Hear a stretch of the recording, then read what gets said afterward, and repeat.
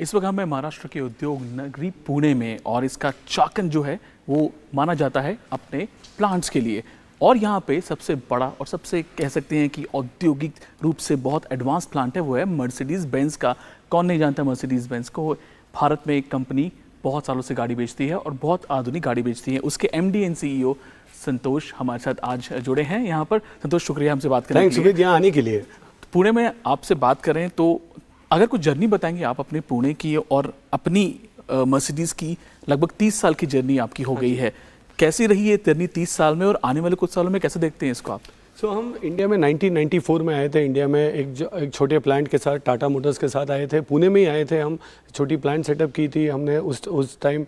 फिर चला 10-15 साल की दौर जब स्लोली मार्केट ग्रो हो रही थी, और 2009 में हम हमारे ये प्लांट जहाँ चाकन पुणे में state of the art factory में आए। 100 एकड़ की प्लांट है यहाँ पे पुणे में, एंड यहाँ हमने 3000 करोड़ का इन्वेस्टमेंट किया है। आज अगर आप देखो तो हम 11 गाड़ी बनाते हैं यहाँ से, 25 गाड़ी की पोर्टफोलियो है हमारे इंडिया में। And I think we have been growing strength to strength, market leaders, not only in terms of sales की मैं बात करूं, बट ऑल्सो कस्टमर एक्सपीरियंस की बात करूं। हमने जो मार्केट में नई गाड़ियां लॉन्च की है, टेक्नोलॉजी लाए इंडिया में, काफ़ी गर्व है हमारे टीम्स का for being the most desirable car brand in India. दूसरी बात कहूँ तो बैंगलोर में हमारी एक और सब्सिडरी है जो हम Mercedes Benz research and development के नाम से जानते हैं, और वो 10,000 लोग वहाँ काम करते हैं। गर्व होता है ये कहने के लिए कि दुनिया भर में मर्सिडीज़ में कुछ इंडिया का रोल है, बिकॉज वहाँ के इंजीनियर कुछ ना कुछ डेवलप कर रहे हैं। 400 के ऊपर पेटेंट्स है हमारे पास जो इंडिया में हमने सोच के गाड़ियों के लिए बनाई है। सो इसके अलावा तीसरी कंपनी है इंडिया में जो हमारी फाइनेंशियल सर्विसेज आर्म है, 10,000 करोड़ की पोर्टफोलियो कंप्लीट करेगी अब जल्दी ही।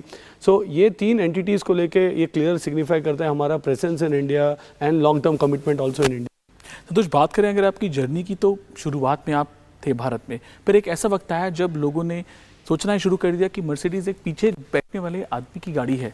फिर आपने चेंज किया, आपने कैसे उसको बदलाव लाया कि एक ऑटो इंथुजियास्ट जो है वो गाड़ी को शॉफर ड्रिवन की जगह ऑटो इंथुजियास्ट की गाड़ी बनाई।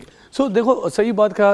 उस दौरान क्या होता, मैं 2009 में मैं इस कंपनी में ज्वाइन किया और हम बेच रहे थे गाड़ी को with the logo, with the 3 pointed star. तो लोगों को काफ़ी ऑरा था स्टार का, उन्हें ख़रीदना था। सो मैंने उनको टीम को कहा कि, और उस टाइम मेरे जो कलीग्स थे, हम लोग ने डिस्कस किया कि गाड़ियाँ चला के देखो, गाड़ी की सेफ्टी महसूस करो। सो उस टाइम हमारा जो कोर स्ट्रैटेजी था, पहले तो था हम कस्टमर को गाड़ी में कैसे बिठाएं। सेकेंडली, हमने जो गाड़ियाँ इंट्रोड्यूस की इंडिया में, जैसे लॉन्ग व्हील बेस ई क्लास, जो custom made for India, for the Indian market, that also is a second game changer. Third, हमारा जो डीलर नेटवर्क, आई थिंक ये काफ़ी साल से हमारे साथ था, हमने उसको एक्सपैंड किया, हमने ज़्यादा पेनिट्रेट किया इंडिया में। And of course our overall strategy by keeping the customer, जो हमने फोकस किया सर्विस पे, और जो हमने इनिशिएटिव लाए गाड़ी की कॉस्ट ऑफ ओनरशिप कम करने में, रेसिडुअल वैल्यूज आज मर्सिडीज बेंज की is one of the best. All of this put together makes a strategy, and that's why we are leading in the market for many years. आप दुनिया भर में घूमते हैं, आपने वहाँ पे काम भी किया होगा। कस्टमर जो भारत का है, या कस्टमर हम महाराष्ट्र का बोलते हैं, पुणे का बोलते हैं, कैसे वो अलग है कस्टमर बाकी देशों से? क्या डिमांड होती है? और सुना है हमने कि यहाँ पर भी टॉप स्पेक गाड़ी, इवन मर्सिडीज़ में भी टॉप स्पेक यानी कि ऊपर में वाली गाड़ी जो हैं ज़्यादा बिकती है। नो, तो कस्टमर काफ़ी डिमांडिंग है। इवन यहाँ पे काफ़ी ट्रैवल्ड भी है इंडिया में।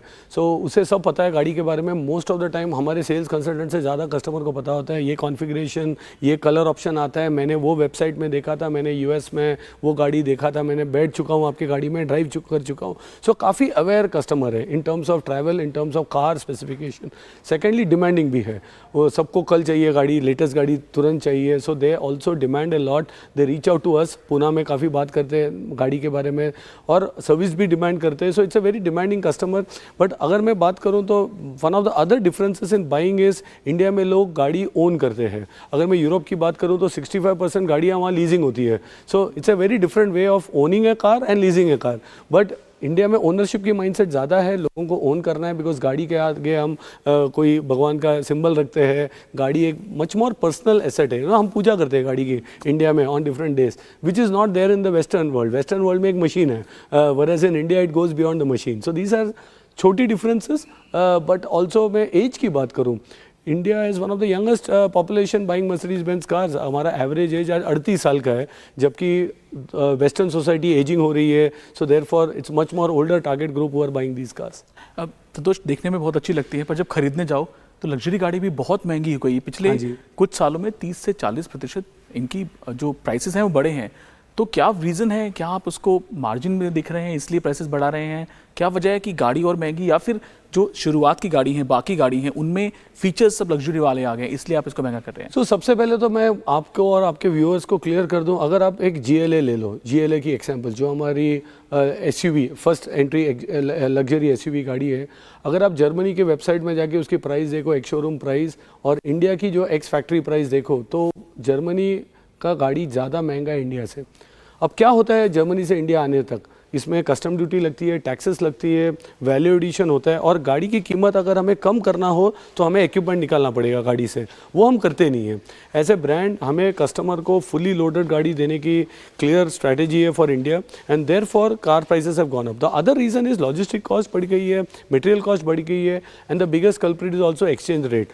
3-4 साल पहले euro to rupee exchange rate होता था 70-80 रुपये के आसपास, आज है 93 रुपीज़।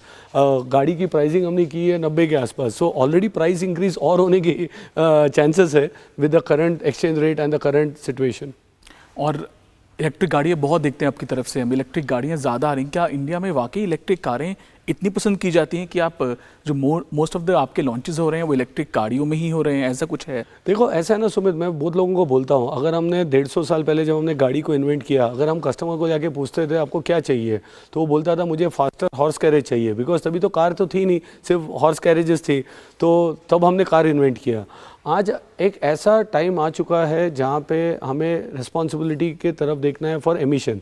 आज ऑटो इंडस्ट्री 20% कार्बन एमिशन दे रहा है to the environment, public health काफ़ी इंपॉर्टेंट होते जा रहे हैं। तो अगर हमने डिकर्बोनाइज नहीं किया इस सेक्टर को, सो देन हम ये ग्रोथ एक्सपेक्ट नहीं कर सकते, बिकॉज इट्स नॉट राइट कि हम 4 मिलियन गाड़ी बेच रहे हैं, कल हम 8 मिलियन बेचें इंडिया में without decarbonising the sector. So the only solution is zero emission mobility which is battery. So अगर हमने कस्टमर को एजुकेट नहीं किया, कस्टमर को इसके एडवांटेजेस नहीं बताई, TCO एडवांटेजेस नहीं बताई, तो ये ऑटोमेटिक शिफ्ट तो होगा नहीं, बिकॉज लोगों को आदत लग चुकी है of driving combustion engine cars. They are great cars, हम बनाते हैं, हम हाइब्रिड भी बनाते हैं, बट अगर हमें जीरो एमिशन मोबिलिटी के द्वारा जाना है, अगर गवर्नमेंट को जीरो एमिशन मोबिलिटी के तरफ जाना है because of decarbonising it, then electric के अलावा चॉइस नहीं है।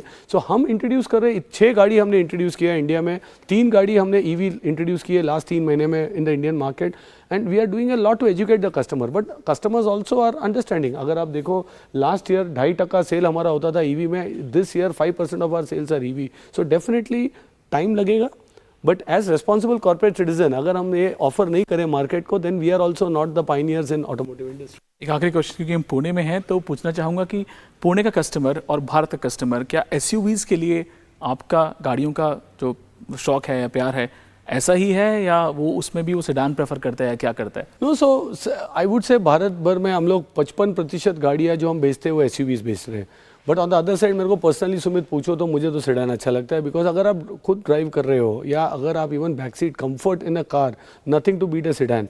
बट क्या होता है, लोगों को बड़ी गाड़ियों की साइज़ वैल्यू प्रपोजिशन आती है, बड़ी गाड़ी बड़ी कीमत तो बड़ी साइज़, तो एक वैल्यू प्रपोजिशन फिट होता है। प्लस लोग सड़कों को ब्लेम करते हैं काफ़ी सारे because potholes etcetera, but still I think pothole जो सेडान नेविगेट करता है और आपको जो कंफर्ट मिलता है is even better than a SUV।